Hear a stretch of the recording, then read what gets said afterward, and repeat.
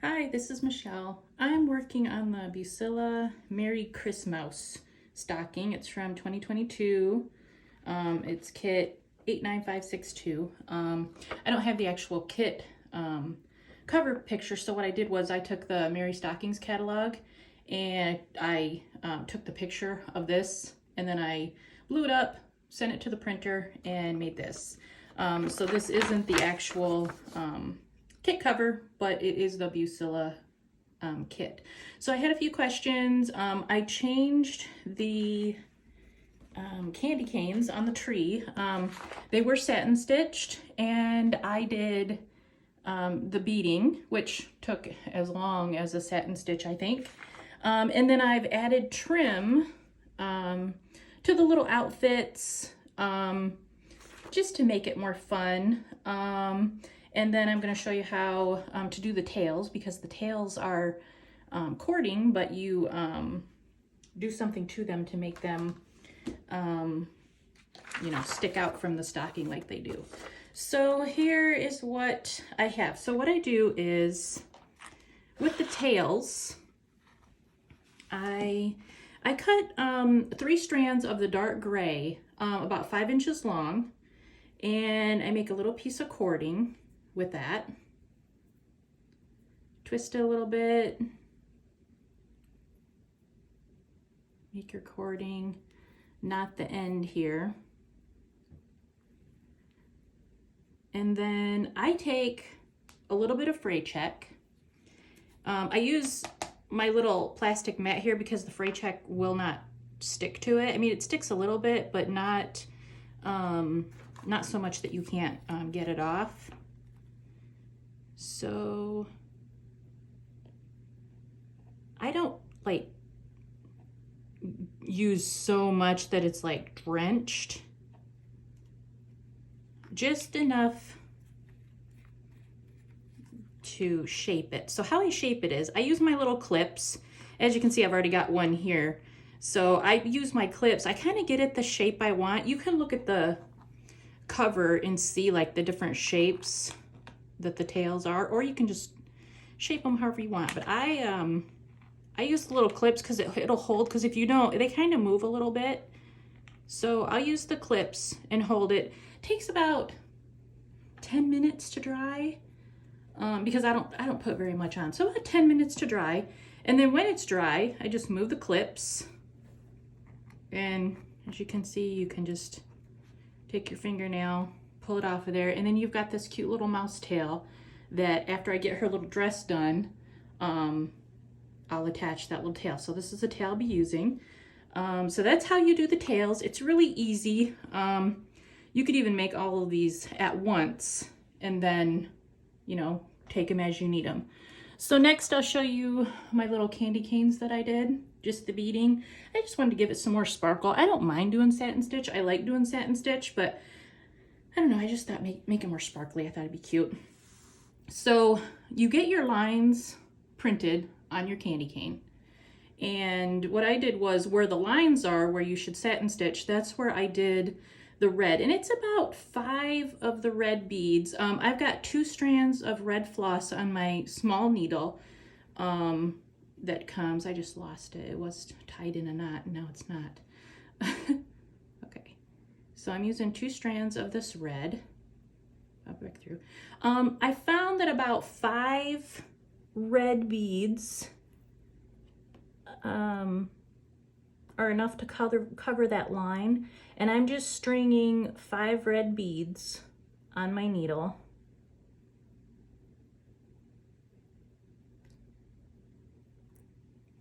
So I've got 1, 2, 3, 4, one more. 5 red beads on my needle. And then I start at one end and then just take, oh, sorry about that. Take it all the way to the end. So there's my red. So I'm gonna do red all the way to the end.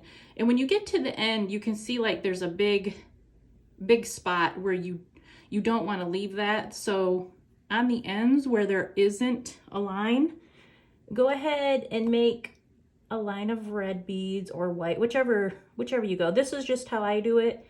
It doesn't mean it's right, but I had a few questions on how did I do the candy canes, like what was my process. So this is just how I did it. So add a couple to the bottom, then I'll add a couple more up here, but now I'm going to show you the white. I'm using the red beads from the kit, and then the white beads are like a white, I guess they're CEYLON beads that I got from Hobby Lobby in a tube. They are 11 and 0 beads,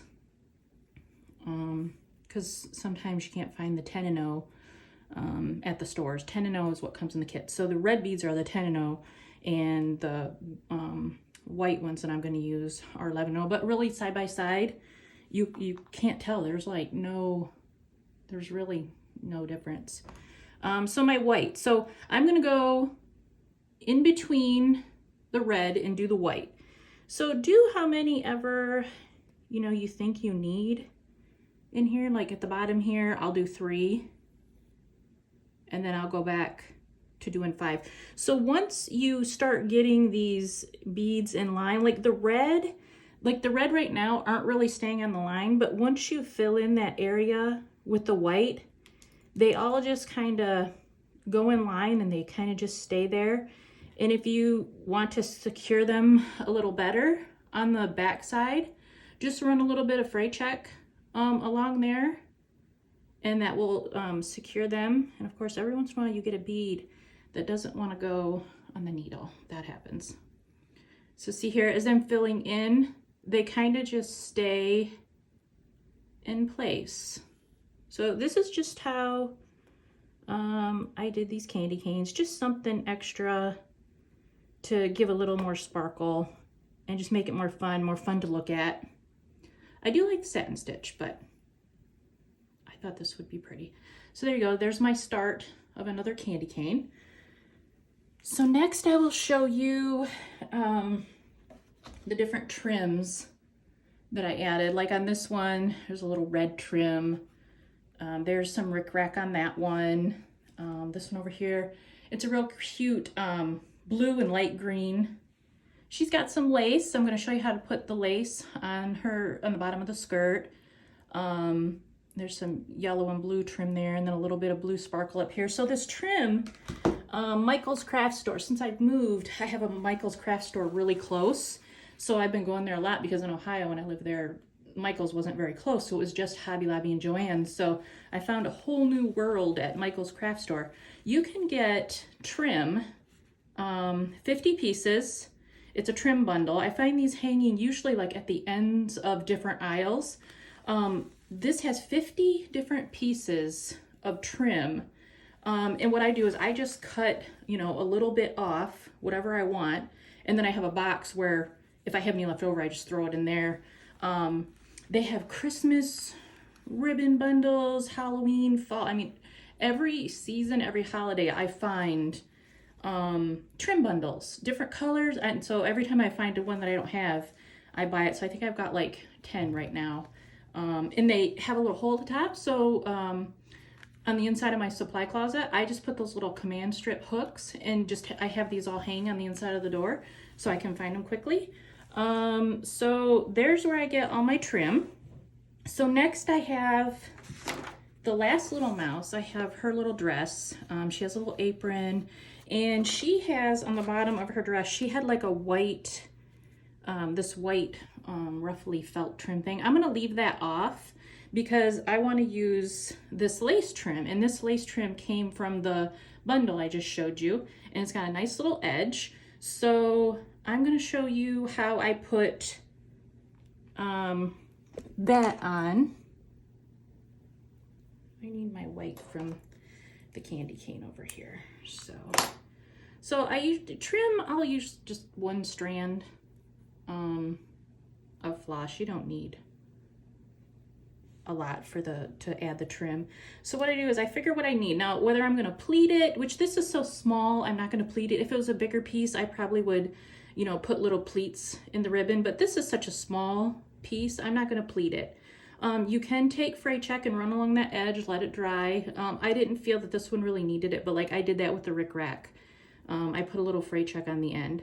So I need a piece about that big. So I'm just gonna cut it. And then you can keep out as much as you want or show as little as you want. I'm gonna go like just, there's like a line here where it's stitched. I'm gonna go just there. I'm gonna use white to stitch it in. Just tiny little stitches. I knot at the end. Just tiny little stitches. And they won't show. I mean, I could have used blue too since it's blue felt, but I just use the white and it doesn't show because they're tiny. So I have little stitches adding this little lace to the bottom of her dress. I put the Rick Rack on with red trim. That was supposed to be a white satin stitch, but I really love the look of the trim on the little bottom of her dress. So you could pin the lace on if you need to. It's small enough. I just kind of hold it and move it along. Just a couple little stitches. You don't like have to secure this on. Like, I doubt anybody's going to be pulling on it. This is just what I do. You can do it however you want. Like I said, I had a few questions, so I thought I would answer them all in one video so everybody could see just what I'm doing. So her little lace dress is on, and then when I attach the dress and add a little stuffing, I will make sure the little tail that I made comes out from behind the dress. So her little dress is done. So that, I gotta finish her, but she will go on here and then her little dress will come on. I still make her shawl and her face, and she gets a little candy cane. So that'll go there. I added the trim to the present and made a really cute little bow. This present I made, this was supposed to be like a box with candy canes and ornaments, you know, the little star ornament. So I didn't put that there. I made a present, but what I did was, on the back of the stocking, I always like to do something. So I took a little bit of the trim that I'm gonna use on the, I took a little bit of the lining that I'm gonna use on the inside, and the 2 candy canes that were supposed to go in this box, satin stitch. I satin stitched them and made them into a heart, used one of the stars that I didn't use on the front. And I made this cute little mouse out of just extra scrap felt from the little mice that I cut out. I didn't put a date on this one. I just thought it was cute just like this. So there's that. And then for this one, on the top, it has the name, but since I used the fur, it's wired ribbon. It's really wide wired ribbon. Got that from Michael's also. I'm going to continue that around to the back piece. So I put that on the top, so there won't be a name. So I'm going to make a tag. So when I make tags, I use cardboard. I save, when I get nice pieces of cardboard from kits, you know, nice pieces that are flat, no bends. Oh, sorry about that. No bends in it. I save it because I can use it for name tags or when I need poster board or whatever. So here's a piece that's just about done. I figure out on my table how big of a tag I want. Then I use these squares and I, you know, cut the thing to make it a tag. I already cut my felt. So what I'll do is I'm gonna basically decorate the front of this with what I want. Like I save pieces when I'm not gonna put it on a stocking. I'll save the pieces. So I had saved this star from the Sugar Plum Fairy, and I don't know, the leaves were for something else. So I'm gonna put that there. So I'm gonna decorate the front. I'm gonna leave this unattached, but you know, I always put a piece of cardboard in between the front and back of the name tag, or if there's just the front of a name tag, I'll make a back. I like putting the cardboard in between a front and back for the name tag. That I think it makes them stay flat, because sometimes when you get the name on them, they roll up. And plus, you know, if you don't have a back, you can see the stitches. And I just think it's more finished. I like the way it looks. So I will leave it undone. And then if I decide to sell this or give it away, after I put a name on, then I will stitch the front to the back. And I'm thinking like of doing like a blue or red, probably blue blanket stitch to close this up, because I'll probably do the name in red. I think that was all the questions I had. Oh, I had a question about blush, which that comes up a lot. How to do the blush. This is very old blush. It's ELF, ELF. You can get it from Walmart. I've had this for a long time, but it's my favorite one to use. So I'm just going to use it until it's completely dead. But what I do is I take a Q-tip. I broke this one in half so it's easier to use. And to get these tiny little circles on these mouse faces, I just kind of take it and like turn it just a little bit and touch it. And then on his face, I'm losing my camera here. I just do that and make a little dot. And you can do it as many times as you want, darker, lighter, bigger, smaller. But that's how I did his their little blush on their little cheeks. All right, so there is all the questions answered from making the Merry Christmouse Bucilla stocking. Have fun.